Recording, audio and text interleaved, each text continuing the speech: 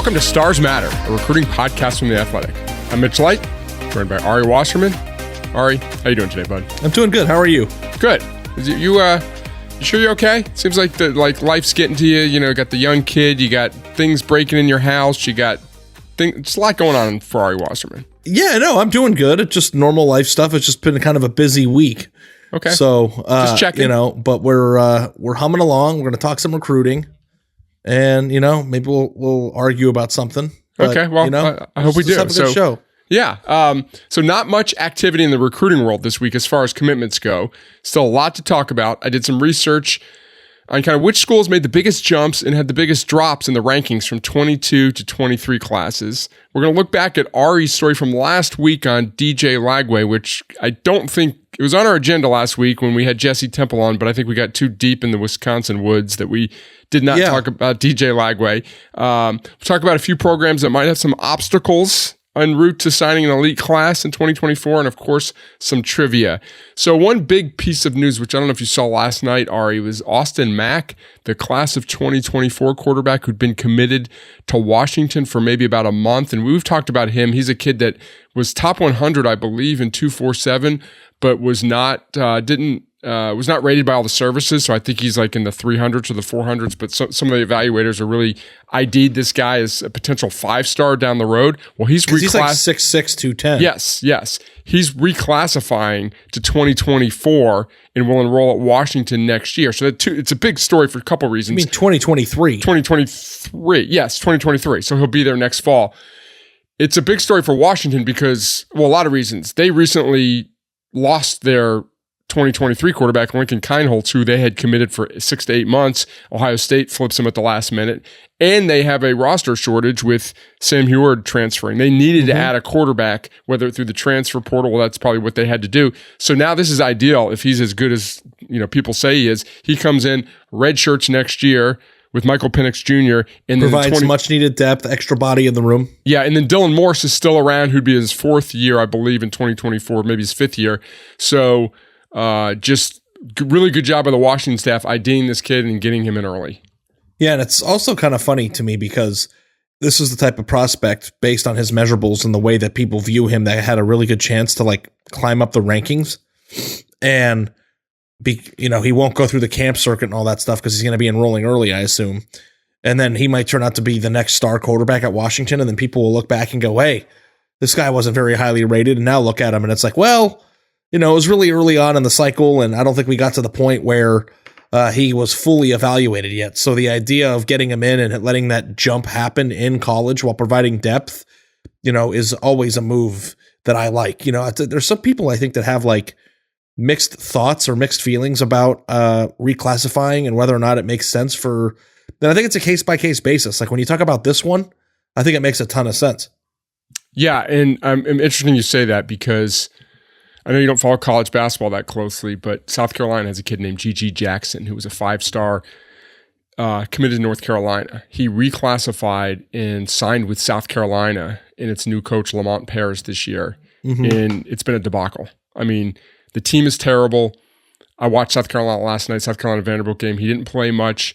He's kind of, everyone says he's a great kid, but he's brooding. Like if you watch the huddles, in a basketball huddle, a timeout, most of the kids are engaged. He's off to the side. He's got a towel over his head. It's clear, like, I think he's young for his grade. He just wasn't ready. Like some kids are ready to do it, and a lot of kids are older because they kind of start school later. Was he 17 still? I don't know his age because I didn't look because I wasn't prepared to talk about it. But sometimes it works out. Here's a case where it just didn't work out. Hopefully, either he stays, I don't think he's going to the NBA, even though he's a 5-star. But yeah, to your point, it's the right deal for some people and it's not the right deal for other people. And I was thinking that the best thing that can happen for Kalen DeBoer is that Lincoln Kienholz becomes a starting quarterback at Ohio State and Austin Mack develops at Washington. Then he's on the recruiting trail. He said, look what I did to Michael Penix's career. I ID'd this Lincoln Kienholz dude from South Dakota when he was ranked 800th. Now he's starting at Ohio State. And then when he flipped, the guy I got for the 23 class is our starting quarterback. That's quite the developer resume right there. Yeah, I don't know if he can ever claim developing Kienholz. Well, okay, or identifying. But identifying, meaning that he can see something in somebody, I think is good. And I think that he already passed that test. You know, if you identify somebody who ranks in the 800s and then Ohio State wants him, I think that you've already proven that you're good at identifying early. Now, the downside to that is they didn't get him, which is, you know, I can identify a lot of things. I think Margot Robbie's really pretty, but I'm not going to, you know, I'm not going to sign her, you know. Don't give up hope, Ari. Yeah, you know, no, I'm happily married and my wife is beautiful. But I do think that, you know, the identifying part is... Margot Robbie wasn't ranked in the 800s when you ID'd her. She was a 5-star already. Correct? I mean, I guess I'd have to find somebody who wasn't attractive, and then they get. I don't know. We don't want to go down this road. Yeah. All I'm saying is I think that it reminds me of the Seinfeld episode with the reservation. It's like, I made the reservation. Now you have to hold the reservation. It's like, yes. Yeah, he didn't hold the reservation. He made it, but you know, it'll be very interesting to see too down the road if a kid from California that had 5-star potential with the size and the measurables and stuff, it just. Michael Penix is pretty tall too, isn't he? I know he's not 6'6", but he's he's like a rangy guy. Yeah, I don't know if he's. Yeah, that's a good question. I don't think he's like 6'4". But yeah, no, I mean, the thing that, you know, you brought up basketball and football. It's like the only people that are really reclassifying. I think there's only 2 positions that I can think off the top of my head of somebody reclassifying it, and that's corner and quarterback. So I don't know if we're going to be seeing this trend happen a lot, like on the lines. Or other positions, but the quarterback position, you know, is almost as much mental as it is physical. So you go in there and you get an extra year of, you know, repping the playbook and understanding the concepts and stuff. And then as you develop physically, you have a chance to do something. So, you know, good for, you know, I'll say this. Washington's team in general seems to be on such a better trajectory moving forward under Kalen DeBoer than it was with the previous regime. So, you know, Jimmy Lake, I don't know if he had it, you know what I mean? And it seems like DeBoer does. So yeah, Washington, I think I'd be willing to consider buying some stock in that program because I think they're going to be very good this year. Yes. Offense, pretty much everyone's back. They have some holes in the offensive line. They lost their 1,000-yard rusher, but they've got a deep group there. So yeah, they got Rome Odunze and Jalen McMillan back. They're 2,000-yard receivers. They're going to be offensively. They're going to be very. And Penix is another year into this thing, so. You know, I don't know what off the top of my head, and maybe I can go find it right now, like what the Washington class looks like in the 2024 cycle. Yeah, there's 2 top 50 players, and one's Jason Brown, that kid out of Seattle who's a top 50 running back that I think I had in my big board. It's like, you know, I hate to keep always bringing it back to this, but it is, you know, you got a running back and an offensive lineman who are both in the top 51 nationally in the 2024 cycle in their high schools in Seattle. Like, well, both of those kids go to Washington because, like, that's the thing that continually keeps not happening. And, you know, Seattle, I think, has year over year had a lot of top tier talent, and a lot of it isn't going to UW. So I'm gonna be tracking those two very, very closely. And it looks like Jason Brown's got a few crystal balls to Washington. So, you know, if they can get those 2 guys, then maybe I'll start thinking about buying some stock again. Yeah, I never gave up my Washington stock, as you know. Even I know because they were good when you were 17. Exactly. Even through the tumultuous Jimmy Lake era, and I've been there. It's pretty. I like running the lake. There are 2 major cities in America that I've never been to. Seattle's one of them, and wait, that might be it. I figured out Miami is the biggest. I've been in Miami Airport. Miami's the biggest U.S. city I think I've never been to. Yeah, Seattle is definitely the biggest U.S. city I've ever been to. And then I think I've been to mostly every other big city. I've never been to Duluth. Okay, that's not a big city. No. Have you been to Minneapolis? I have. Oh, yeah, you covered Ohio State. Yeah. And I've been in the Northeast. Yes. I've been to Portland, Maine. I've been to Portland, Maine, too. What's the biggest city in Vermont? Montpelier? I don't know. I've been through Vermont. I don't know. I've never been to Vermont. I've been to New Hampshire. I've been to Manchester, New Hampshire. Okay. I've been to New York City. I've been to Boston. Been to Jacksonville. I've never been to Tampa. That's the other one. Okay, I've been to Tampa many times. You've been to Pittsburgh? I have, yeah. Okay. All right, we should probably move on. Although, you know, I love talking geography. I love confusing you when you're doing. I've been to Austin, San Antonio, Houston, and Dallas. Have you been to Colorado City? I've been to Denver. Okay. I've never been to Colorado City, Arizona, but that's on my list. Okay, good. Yeah, we're gonna have our recruiting summit there next year. That'd be great. Yes, we'll find. If we do have a recruiting summit where the only people that go are recruiting writers, can you actually pick wherever you want? I mean, I don't think we can go to Hawaii, but a big city that I just recently checked off my list was Reno, and I love it there. Okay, love Reno. We went to Reno, Tahoe. Okay. So now I need Tampa and Seattle, and then I think I've been in every American city, like major American city. Okay, we'll go to Seattle, and Christian Cable can host us, even though that'd be great. He lives in Tacoma. But all right, so you wrote about DJ Lagway, a 5-star quarterback from the Houston area who you went down to go see a couple weeks ago, and it's just an interesting story. And I don't think the point wasn't like on the heels of Jaden Rashad, let's find a kid who doesn't care about NIL. You just went to go do a feature on this kid, and it turned out, I didn't know on my way down to see him whether he did or not. Like I met him for the first time, so there was no preconceived notion of what he was going to say about that.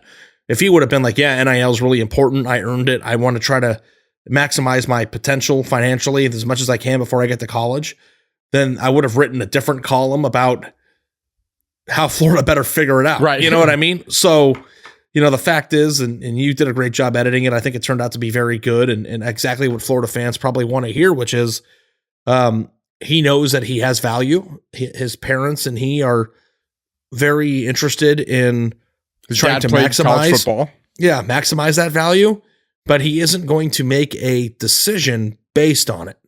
And that he is convinced, and it's probably rightfully convinced, that if he turns out to do what he's supposed to do at the college level, which is play well and be a good starter in the SEC, that he will be paid once he's there for those services through the direct and permitted use of NIL. His dad made an interesting point about how NIL in the state of Texas is off limits. You can't pay for high school players, a high school player. So they are very cognizant of the rule. And the thing that I appreciated about his dad, and I can appreciate this about him, while also believing that players should try to get as much money as they can, that he has taken a position of putting his son in what he wants first. And I think it would be very tempting, and I've made jokes about this on the podcast before, if you have a 5-star son, to, hey, where's the money? Where's the bag? He said he lived his life. He got to go where he wanted to go, and he played college football, and that he wanted his son to pick where he wanted to spend his time, independent of who is offering the most, and then that the money would fall into place after, which, you can agree or disagree about the part of not pursuing it to its full potential. But I think that I would probably agree that that is probably a better route to success than it's very healthy. Putting money first. Yeah. Yes. Florida's a great place to go to school. And the dad I think the dad and the kid basically, and I'm just kind of reiterating what you just said, is like, if I'm doing what I'm supposed to be doing, what I was recruited to do, and I'm the starting quarterback at Florida, I'm going to profit off my name, image, and likeness. And then he's like, I want to go to the NFL, and that's where the real money is going to come. DJ Lagway is an absolute stud. And if he goes to Florida, and I anticipate that he will, and lights it up, then that is a very easy place to not only get drafted, but to make money. So, and of course, we're saying what we haven't said, what is obvious, which is the collective at Florida will do what they can to properly compensate him. He's not going there for free. I'm sure he'll get money the same way. Putting a lot of confidence in the collective at Florida. Yeah, I don't know. Maybe they might tell him he's going to make money and then drop the bag at the end. But, I think that the collective at Florida doesn't have to guarantee $13.8 million over a 3 or 4 year period. I think that if you pay somebody $100,000 or $150,000, that's a rational amount of money to pay somebody that good at that position. So, I wish him all the best. His dad was really a pleasure to talk to. He was a really great young man. His coach has his head on straight. And, the thing I think that we have to say is that this is exactly what Florida probably needs right now. Like, in the face of dysfunction, they just signed a class that didn't have a 5-star prospect in it. They are expecting to beat LSU, Alabama, and Georgia to get a quarterback out of Houston who isn't NIL oriented to the point where he's going to emphasize it in his recruitment. to come in to help recruit the class to believe in Billy Napier's vision is exactly what the doctor ordered for them. So I'm happy that it's working out that way for them. And it is recruiting, and we also have 10 months before he can sign. But a lot can happen, but I do think that they're in a pretty good position with him right now. Yep. In a minute, we're going to talk about some teams that like made big jumps and big drop-offs. And I'm just going to write a story with this information if you did the work. We should put it out there. Okay. And like theorize about why that happened. You know what I mean? I think that would be interesting. So how many teams total are there? Well, we'll get to it in a minute. It's called a tease to keep people engaged. Tease them. You're teasing me. I'll tell you that much. Yeah, right I know. I shouldn't say this, but when we first started this podcast, I have a Google Doc where I do all the research and I put all the stuff in there. And it's supposed to be collaborative, where Ari goes in and looks at it so he knows what we're talking about. So I used to always have my trivia question on a separate doc, so Ari never would see it. But now I know he has no idea how to access his Google Doc anymore. So my trivia question it's on this. It's on the same doc every week. So you just haven't caught on to that. You could have been looking at it for months. And I don't want to cheat. Okay. These days, every new potential hire can feel like a high-stakes wager for your small business. You want to be 100% certain that you have access to the best qualified candidates available. That's why you have to check out LinkedIn Jobs. LinkedIn Jobs helps you find the right people for your team faster and for free. Take me. I was like the 7th choice for my first job. If they'd had LinkedIn Jobs back then, they'd have found somebody more qualified than me. Here's how you do it.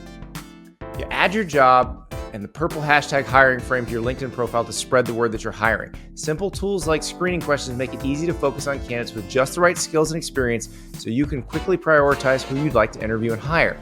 It's why small businesses rate LinkedIn Jobs #1 in delivering quality hires versus leading competitors. LinkedIn Jobs helps you find the qualified candidates you want to talk to and faster. Post your job for free at linkedin.com/Andy. That's linkedin.com/Andy to post your job for free. Terms and conditions apply. LinkedIn.com/Andy. 52% of men over 40 experience some form of erectile dysfunction in their life. If you're experiencing ED, there's help. Roman is the digital health clinic for men. Roman offers genuine FDA-approved medication for as little as $4 per dose. At Roman, there are no waiting rooms and no hassle, just a straightforward and convenient digital experience, which means you get to take care of it all from the comfort of your own home. Getting started is simple. Just grab your laptop or mobile device and start your free online visit. A U.S. licensed healthcare professional will work with you to find the best treatment plan. If medication is appropriate, Roman sends it right to your door with free 2-day shipping. Everything arrives in discreet packaging. Right now, Roman has a special offer for our listeners. Use this link to get 20% off your first order. Just go to ro.co/athletic today. That's 20% off your first order, ro.co/athletic for 20% off. ro.co/athletic. Ari has lots of thoughts, people. He's recruiting writer, so he has lots of thoughts. So Did you see how many people read those thoughts too? Yes. God love them. That's, a lot of people care what you have to say. Maybe they hate read. They might hate read, but I think that it's just cool to get like thoughts out there. And you don't have to agree with them, but it's just like things that we're thinking about as the news cycle begins. Right. And they're fun. I mean, I like reading them. I like editing them. They're just kind of like, just here's what's going on. They were clean for the most part. No? Okay. We'll talk about that later. We're not going to talk about it. Okay. So this is not something we have talked about this program, but one of the ones that you did discuss was South Carolina that I think is going to be fascinating to watch. We don't need to spend a lot of time on them, Ari, because we have in the past few podcasts, but I think the interesting part of that is not, okay, South Carolina's recruiting better, the South Carolina-Clemson battle, because the opportunity has been there in South Carolina for the Gamecocks in the past 5 years because Clemson recruits nationally. Sure, they want the top 100 kids from the state, but there might be some that second tier kids in state where they've got more national prospects, and South Carolina hadn't necessarily been getting those. They're getting those kids now. Now can they still get the ones that everybody wants out of their own state? And it looks like in this next class they are. Well, I want to ask you this. Yeah. Because somebody left a comment on the South Carolina story. Yeah. And I wanted to know like what you thought about it. But I said that South Carolina's rise, 10, 15 years ago, when they were getting the big time players there, like Marcus Lattimore and Jadeveon Clowney, and there's one more. Alshon Jeffrey. Alshon Jeffrey, yeah. Woo. Those were all South Carolina prospects. And I made the comment in the story that South Carolina built up a really good football team on the backs of South Carolina talent before Clemson's rise. And it'll be much more difficult now that Clemson is an established superpower to duplicate that. And somebody commented, Ari, Clemson didn't rise until South Carolina fell. Do you think there's anything to that, or is that an irrational South Carolina fan just saying it? Like, do you think that what happened? Clemson took it from South Carolina, or South Carolina tripped and Clemson rose? Clemson's rise had nothing to do with South Carolina's fall. Now I'd have to go look back and look at the rosters, and like South Carolina, Clemson got but it awesome. Coincided. Yeah, but Clemson got awesome. Like how many in-state players were? The quarterbacks weren't in-state. Most of the receivers, I don't believe, were in-state. Like they're elite. I know, but South Carolina linemen. Top talent for the past 7 years has traditionally gone to Clemson. Yes. And were they able to have a foothold in that state as a result of South Carolina falling? Or did Clemson just turn into a juggernaut and then become the it place? I think it's probably that, but I just wanted to present that to you because I thought it was a fascinating comment. Whether or not it was real or not is a debate. I think a lot of things, it's a little bit of both. I'd say it's 75-25. Like Clemson taking it. Yes, Clemson taking it and got good because they got, Deshaun Watson and they got some of those guys. It's interesting though. I mean, I think that's one of those fun states. We talk about LSU and Georgia and Ohio State as being the dominating their state. I think the fun states are the, Alabama, Auburn to some degree, but and South Carolina was, I think, on one of your lists of like sneaky talented states. Yeah. Yes. Their problem has been keeping the Tennessees of the world, like in the 90s and the 2000s when Tennessee was awesome, they would go into South Carolina and clean up, and Georgia would go in there. But it's, as we've noted and talked about, South Carolina is kind of cleaning up in the 24 class, did well in the 23 class. So, you know how it is. Once you kind of establish yourself as the cool program in your own state, and it's cool to go to South Carolina, that makes it easier for those elite guys. Well, the thing that I think is really good here, Mitch, is Shane Beamer seems like a legitimately cool dude. And, in the times that I've spoken to him, which, 3 or 4 times, I've always been impressed by his temperament. And I know that assistants are important. I know that geography is important. I know conference affiliation is important, all those things that go into it. But if you just get a coach that is somebody you think you'd like to play for, like how much of a difference that can make, because when South Carolina was winning games this year, it seemed like they were generally having a great time together. And it seemed like Shane Beamer was close to his roster. Not that other coaches aren't, but in a way that was transcendent. So when you get momentum the way that South Carolina has gotten it, it is easier to build off that momentum because your coach is a likable person that you want to play for who has a real good sales pitch now. Yeah, I think there's something to that. It's, can you sustain that when you suffer a couple setbacks? Is he as cool? Mm-hmm. Is he as fun to be around and all that? Like, how long does the shtick? And maybe your point is it's not a shtick because he's just a nice guy. I think he understands how to run a program. Obviously you watched his dad do it. He worked under some of the, some great head coaches. He purposefully bounced around and saw how other coaches did it. And he's, he what was it, 2 years ago when he was exacerbated by that question after the Georgia game? He gets it. He knows why Georgia kicked their ass 2 years ago, because Georgia has better players. Like, he doesn't have a huge ego. Like, I'm going to out scheme you. He's like, I need to out recruit you to beat you. And, I think he's on his way. It's very difficult in the SEC to climb up the food chain, but they are a program right now that you would say is clearly, the arrow is pointing upward. They've got good talent. This is now a South Carolina podcast. Yeah, I know. I said we weren't going to talk about South Carolina, and we spent. But I love it. Yeah, and let this be a reminder to everybody who gets upset or thinks that we're repetitive. If you give us something to talk about, we're going to talk about it. Yeah, exactly. All right. Penn State ceiling. That was a mailbag question. It wasn't part of your thoughts. You're a guy that has had thoughts over Penn State, about Penn State. Could Penn State be a program? Let's throw NIL out of this, and let's go into the assumption over the next 5 years that these programs that are kind of on historically equal footing are going to have equal NIL. Could Penn State be a program that signs 5 straight top 6 classes, or are they too dependent of in-state talent? It's hard because they've only done it once in the Franklin era. So to sit there and say that they're going to do it for 4 years in a row is difficult. Now, the question I'll throw back to you so I don't overtalk on this episode is, we both agree that Penn State's going to be one of the biggest beneficiaries of the expanded playoff, yes. right? Just mathematically, they've been in the top 12 quite a bit for the past 7 years or 8 years of the playoff. So just that they're always a 10-plus win team. You know, they haven't had any. I think the pandemic year, they had a really bad year, right? But for the most part, they've been a consistent team.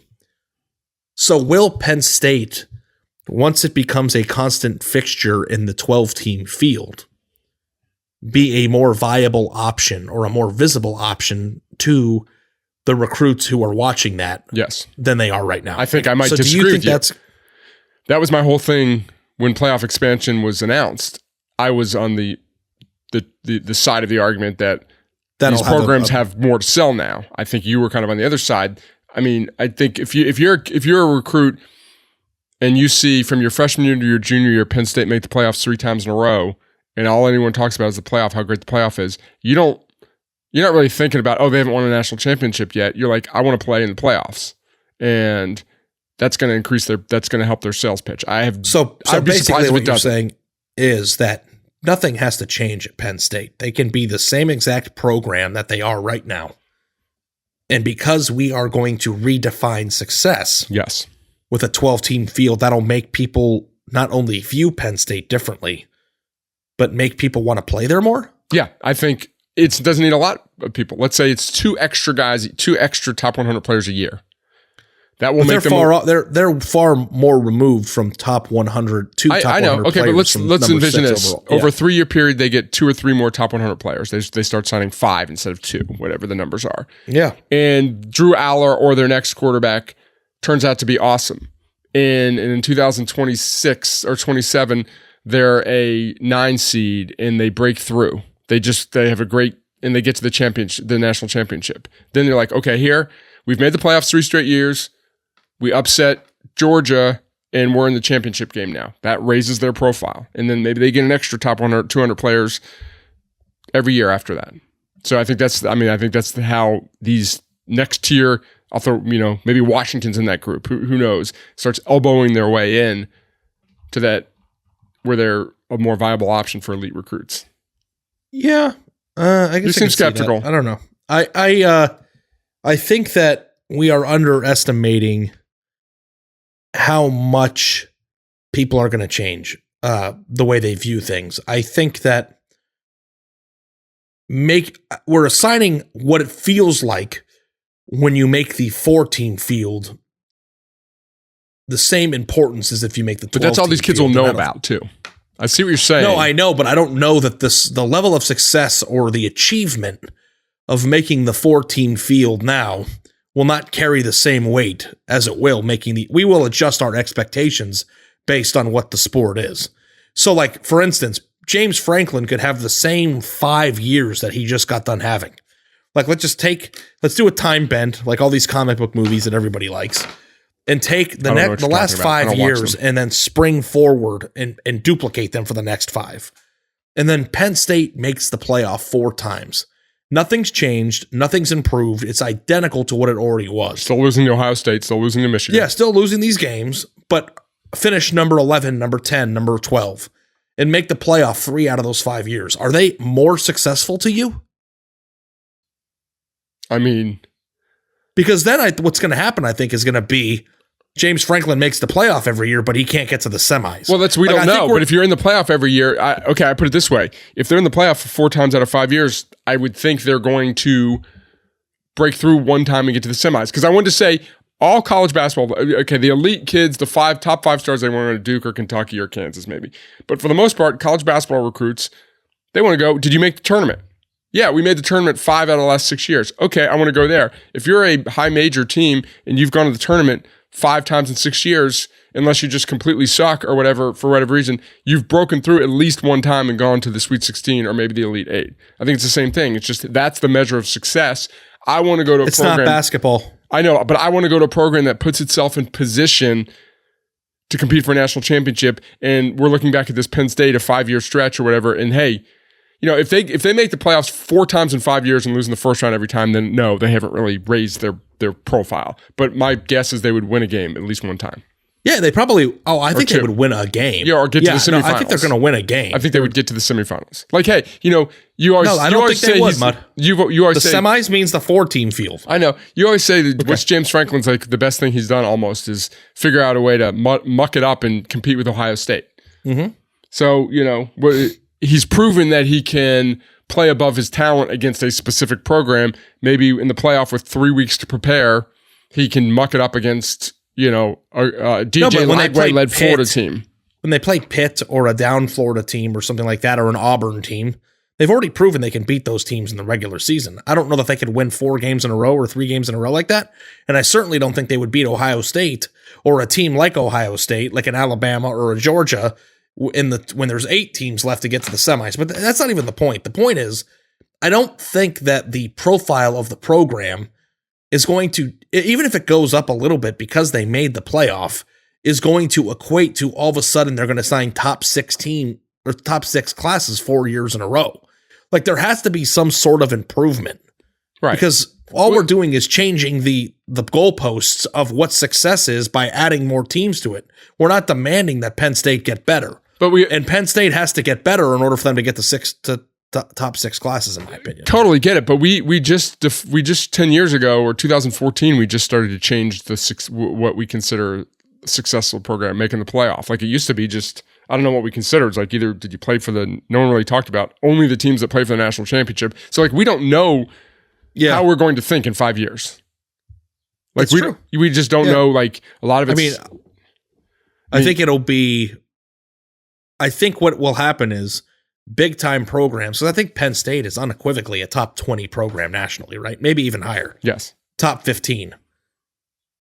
The expectations will naturally shift to what you do in the playoff for teams like that. Like just making the playoff isn't going to be good enough for them in 5-10 years because nothing has changed. If this isn't good enough for them now, then making the field of 12 isn't going to be good enough for them in 10 years because they're going to get tired of it. Right. So eventually, I think James Franklin is unequivocally a good recruiter. You've used the word unequivocally 2 times in the past 2 minutes. James Franklin is definitely a good recruiter, right? Yes.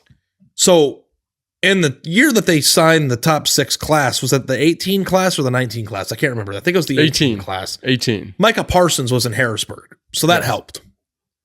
But Pennsylvania is typically a pretty talented state, so that's not an unreasonable thing to think can happen for a 2 or 3 year period. Unequivocally, there's usually at least happen. one five-star player in that state during that time. But I think that it's like chicken and the egg.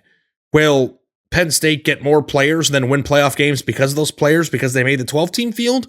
Or do they have to improve their recruiting results over a 4-year period in order to win a playoff game in the 12-team field? And I think it's probably the latter. And I think that they have the potential to do it because they've already done it once.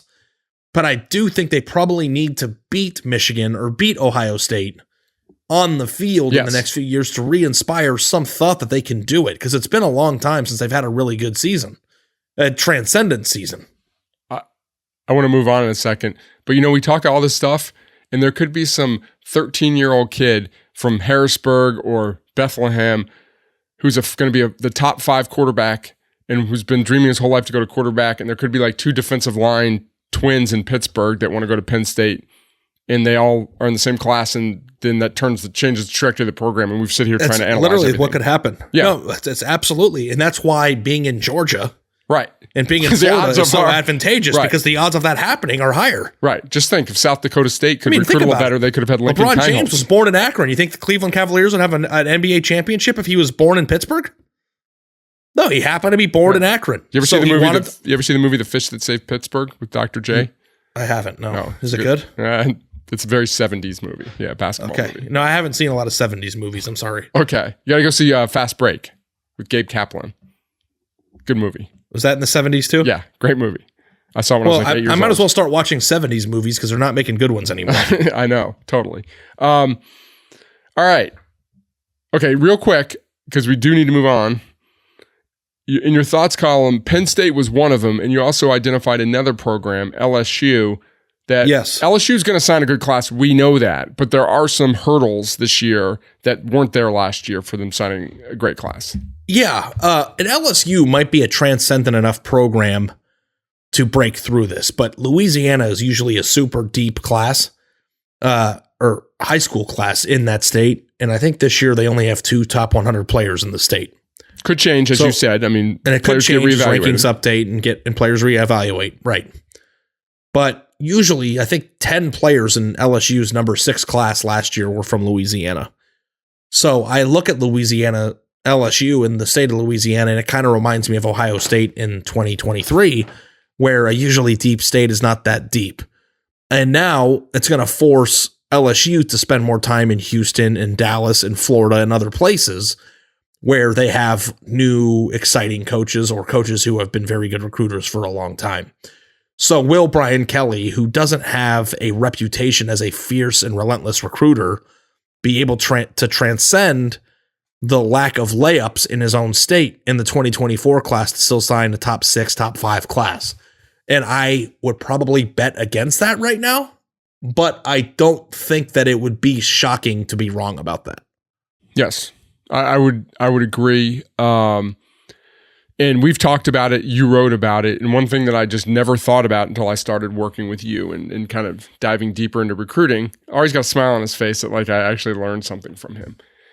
I learned a lot from you. It's nice to hear that you think about things differently because of me too. Yeah, I do. Believe me, I think about a lot of things differently because of you. A lot of them probably non-work related. Yeah. Yes, exactly. That the benefit of in-state talent is twofold. It's because you're getting good players in state, but they're already just use the term layup. Like LSU getting a kid who went to Baton Rouge Catholic, whatever it is, 5 miles from the campus. They don't have to expend a lot of energy on that. So if you don't expend a lot of energy to signing that kid or getting a commitment from that kid, that frees up man hours, that frees up dollars for you to go recruit that kid in California, that defensive lineman that you need because your in-state defensive line class isn't good. So as it pertains to Ohio State, LSU, it's the ability to get those easy commitments that frees up a class, frees up a staff to spend, because I don't care how hard you work, all these coaches work hard. There's a finite amount of time to recruit as a staff. And I've said this before, and 1,000 times, time is currency in recruiting. Right. And now we have currency in recruiting too. But, yeah, now we have currency in recruiting. So now time is crypto. I don't know. But yeah, and like, just because a player's in state doesn't mean his recruitment's going to be easy. But in my time covering Ohio State, some aren't. You know, I saw them rack up 5-star commitments a year in advance that were never going to go anywhere else, that they didn't have to spend time on. Right. You go to his high school basketball game to give him a hug. That's all. You know. Like, yeah, and then he comes up all the time because they live close to Baton Rouge, and you know you have a good connection. You keep in contact with him, but he becomes an asset that helps pay dividends in your class and not a time liability. And LSU is not going to have that benefit this year. So, you know, will they still sign a top 5 class if LSU poked a few top 100 guys out of California and got one out of Arizona and Texas? And, you know, they've already done that. I think they have 10 commitments already, and a few of them are from Texas already. They can transcend that, but I don't know. It's just a harder time and a harder landscape to recruit nationally than it has been in the past. And I think even though it's more common, you have better coaches all over the country now than you did 5 years ago, and Brian Kelly being one of them. You know, it's like you replace Brian Kelly with Notre Dame, Marcus Freeman, and you can make the case that Marcus Freeman is a better recruiter as a head coach than Brian Kelly. So what did you do? You just added another capable head coach in the landscape of recruiting nationally that can get into a kid's ear and convince him, so it makes it harder to pool guys. It's just scarcity. For the longest time, I couldn't understand why they could make athletic clothes that could wick sweat away and make me feel comfortable all the time, but they couldn't do that for stuff I could wear in a work situation. Well, Roan fix that. Roan didn't start advertising until after they saw me wearing the Roan commuter polo on a podcast, because I owned 3 of them already. It was my favorite polo. They also made my favorite pants, and it's just a perfect match. These are clothes that you can wear in any situation. You can play golf, you can go to work, you can go to the beach, you can go to a meeting. You know, we don't live in a super formal society anymore. The pandemic took away a lot of that. So it's really good if we're just wearing pants at this point. Well, if you want to look great, you should be wearing some Roan pants. The commuter jogger, my absolute favorite pants that I own. Men's closets were due for radical reinvention. Roan stepped up to the challenge. With Gold Fusion anti-odor technology, you'll be smelling fresh and clean all day long. And on top of that, Roan is 100% machine washable, so you can ditch the dry cleaner all year. That's right. Throw this stuff in the washing machine, you put it in the dryer, it comes out looking great. The commuter collection can get you through any workday and straight into whatever comes next. So head to roan.com/Andy23. Use the promo code Andy23 and save 20% off your entire order. That's 20% off your entire order when you head to roan.com/Andy23. That's RHONE.com/Andy23. Use the code Andy23, 20% off your entire order. It's time to find your corner office comfort with Roan. Today, I woke up stiff and tired and feeling very, very old. What did I need to do? I needed to stretch. So what did I do? I opened up my Peloton app. I found a 10-minute Callie Gullickson stretching workout. 10 minutes later, I felt fantastic. I felt 10 years younger. That's what Peloton can do for you. It's not just the bike. It's not just the treadmill. It's not always a workout that leaves you breathless and panting, but sometimes it is, and sometimes you need that. But sometimes it's just stretching, or it's yoga, or it's exactly what you need when you need it. That's the best thing about Peloton.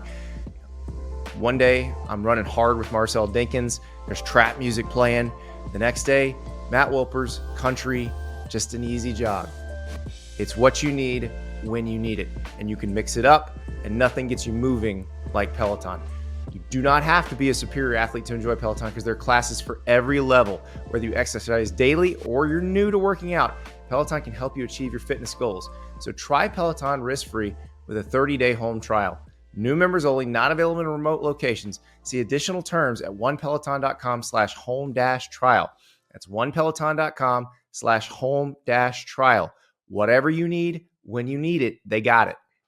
So I don't know, Ari, if this is like bad podcasting or whatever. I've been teasing this data, and we just had such, I think, brilliant conversation that went on for so long that we're going to push this to next week. So how's that for a tease? I don't know if that's, again, well, I think it keeps people engaged. It's like they will come back for more next week.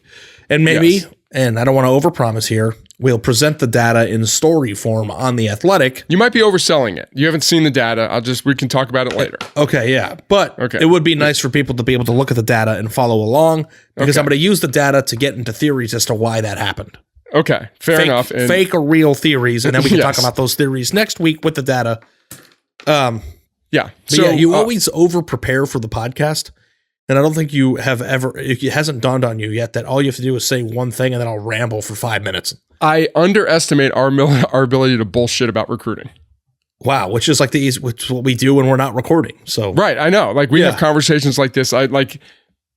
I think most of our podcasts are good. Maybe not all of them, but this one, I feel like you just FaceTime me while I'm working, and you're just driving around and we're just talking. And I think people like the bullshitting, because that's what sports is. That's bullshit about sports. Yeah. So it doesn't have to.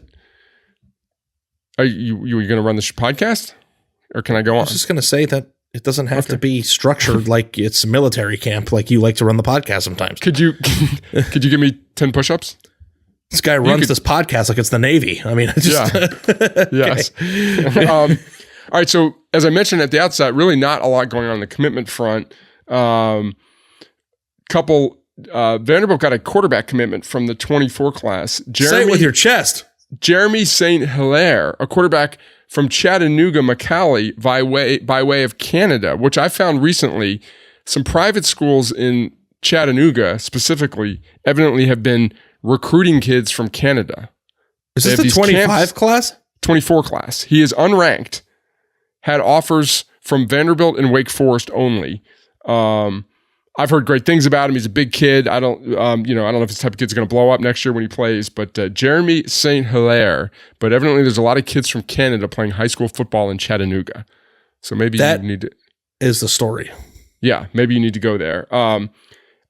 Grace is going to be working on a story, Grace Rayner, on Wake Forest quarterback recruiting. I'm fascinated by it. I don't know if you read hopefully you did because you participated in the ACC roundtable a few weeks ago. Like, I made the point, like, we picked a non-blue chipper who we were intrigued by, and I forgot his name, but I picked a Wake Forest quarterback. Because, like, Wake Forest has had good quarterbacks for, like, 6 straight years, and none of them were highly ranked. So I don't know where are the kids from that go to Chattanooga? Do you know? Canada. No, I know, but Canada's a very large place. I mean, they're not from... can we make another Winnipeg joke? I don't know. Yeah. Is he from Winnipeg? Yeah. It's like, they're playing football in high school up there? I think he's from Ontario. It's also a very big place. Yes. So I don't know. Well, maybe you can look into it. Yeah, I will. I'm gonna call that kid. Yeah. Hey. So I heard, like I said, heard really good things about him. And then the other commit we need to talk about, Oklahoma State got a commitment from a safety from Longview, Texas. His name is Willie Nelson. You okay there, Chief? Someone just walked up to my front door and I could see their feet. Oh, really? And they're wearing boots, and that's scary. Okay. It's like a Michael Myers movie. Yeah. So it's like waiting for them to leave. We have this recording is on, so if something happens to you, that could be evidence. Okay, they have walked okay? off. I think it was just the mailman. Okay. I mean, if you think about that, though, it's like if you were watching a horror movie and you saw Michael Myers like underneath the bathroom stall. Yeah. Because like I have curtains that go down to the floor, and then there's like windows down there, and there's like some person with boots. Okay, what were you saying? Yeah. So, yeah, I had this big setup, and I knew you weren't paying attention. Well, I was scared. Oklahoma State got a commit from a safety from Longview, Texas. Yeah, Willie Nelson. 3-star. Willie Nelson, yeah. I heard that.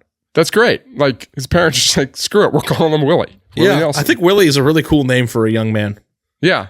I have one of my good friends, Willie Donick. I wanted to try to call Bill Landis Willie for a while, but it wasn't working out. He wouldn't stick? It didn't stick. Stala B stuck. Willie did not stick. Has Landis started taking your FaceTimes again, or is he still he took one the other day, actually. How's he doing post Eagles loss? Looks good. No, he was okay with it. Okay. His thought was that it was by the letter of the law holding, but not sure if I or he would have called that in that moment.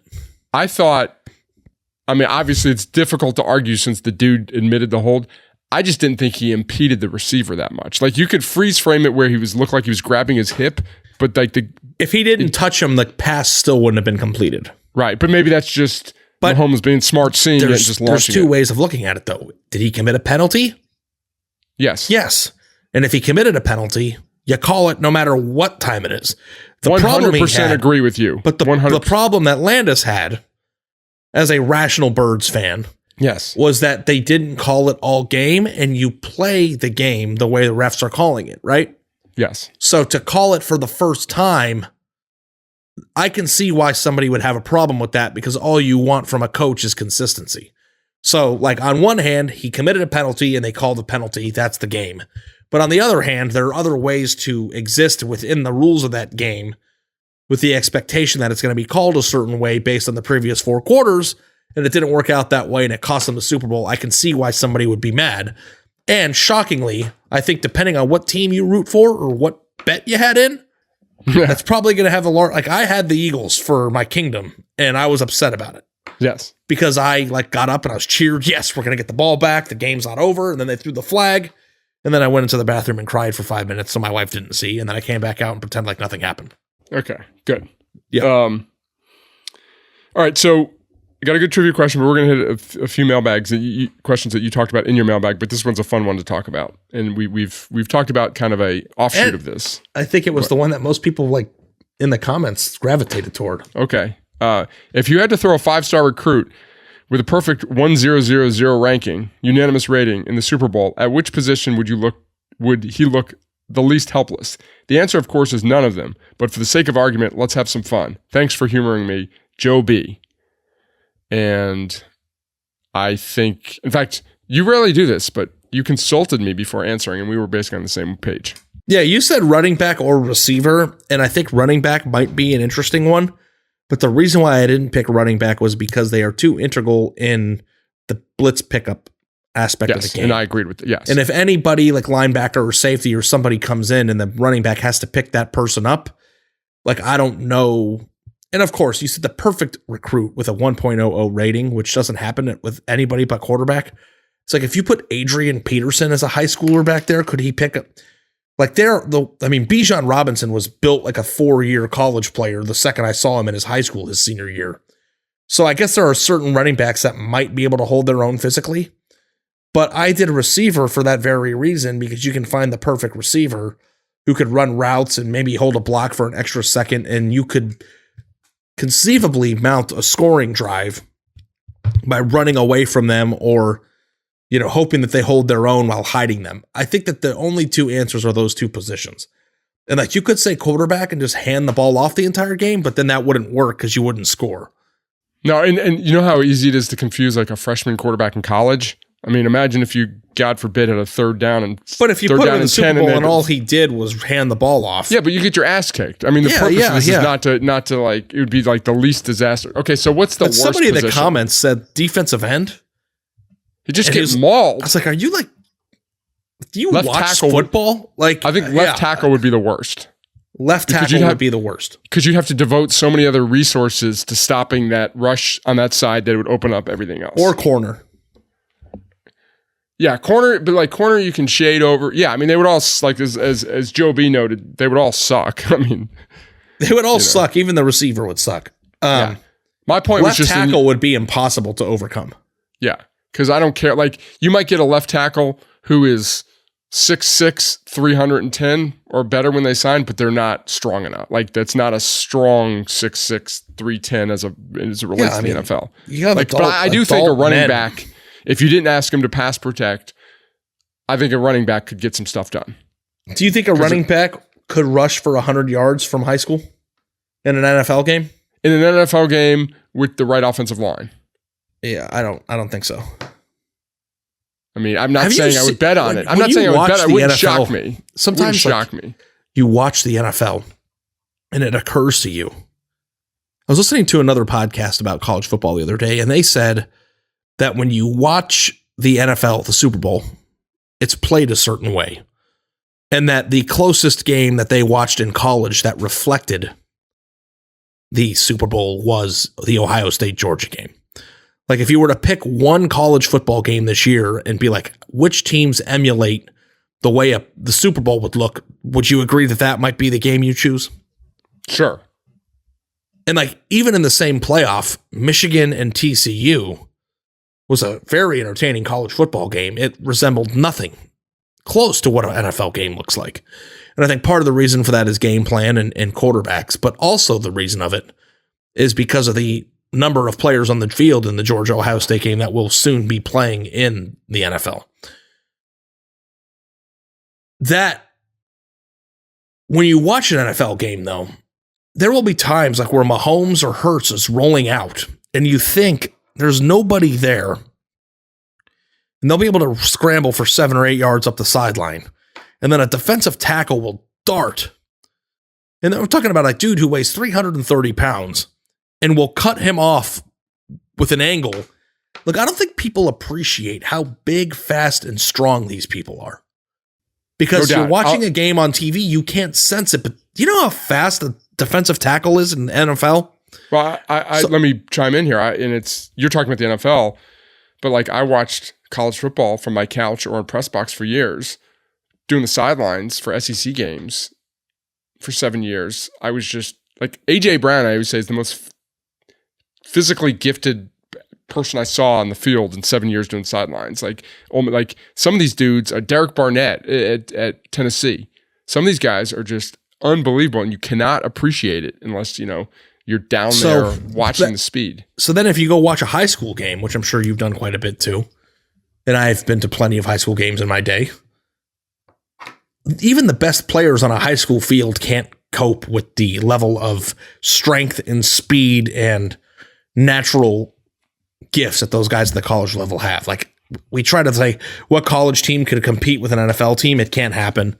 And, it's like putting a high schooler who's a 5-star prospect into the Super Bowl would be like putting me into a college game. Yes. All right, let's go trivia because I actually got a meeting in a few minutes. You have a meeting. Okay. I've got a meeting. It's all about you. Okay. Says the guy who moved this podcast time around 3 different times today to accommodate your schedule. It was twice, but yeah. Okay. Are you ready? After you moved it first from off the original time. Hey, bud. All right, let's do this. Over the last 10 cycles, there have been 31 5-star quarterbacks. Whoa. How many states have produced more than one? And name them. 6. 5. Oh! You didn't get it. Good answer, though. I mean, if you like to be wrong, it's a good answer. California. Yes, 7. Texas. 6. Florida. Wrong. Georgia. Florida, 0. Really? Georgia. 4. Correct. How many more do I have? 2 more? 2 more. One of them you should get if you think about it. It's a state that's known for quarterbacks. Hint, hint, hint. And it's a state known for handsome recruiting podcasters. Is it Arizona? Yes. Who are the 2 for Arizona? Wouldn't it be Kyle Allen and Spencer Rattler? Oh, yeah. I guess. I was thinking like a lot of the quarterbacks in Andy's story weren't 5 stars. And then one more. Is it off the beaten path? It's a state we've talked about on this pod today. I'm trying to think who the second one is. I know who the first one is. Louisiana. No. I think I knew Pennsylvania. that. Incorrect. You said you might buy stock in this program. Oh, Seattle. Washington. But so it would they're be both Sam in Seattle? Sam Heward and Jacob Eason, I guess. Yeah, probably. I guess so. Yeah, Eason was a freshman in 2015. That's a good trivia question. Yeah. So the other states are with one: Alabama, Hawaii, Illinois, Indiana, Louisiana, Michigan, Ohio, Pennsylvania, and DC. And the one that, unless I screwed up my data, which I don't think I did, is Florida without a 5-star quarterback. That's crazy. The last 10 years. Think about that. I just did 6 because it's like the big 4 states and then maybe a few more. That was why I did my guess. Yeah, I mean, you were so proud of yourself you're only off by 1, but I mean, this wasn't an answer. Buddy, where there's going to be like 47. If this question was asked in week 1, I might have said 63. I don't know. No, there's 50 states in ours. All right, well, enjoy your meeting, Mitch. I thought that was a good show. I'm excited to see your data. Share it with me on Slack, and I might get to reading it. Thanks so much, guys, for listening to a latest edition of Stars Matter. We will undoubtedly catch you next week.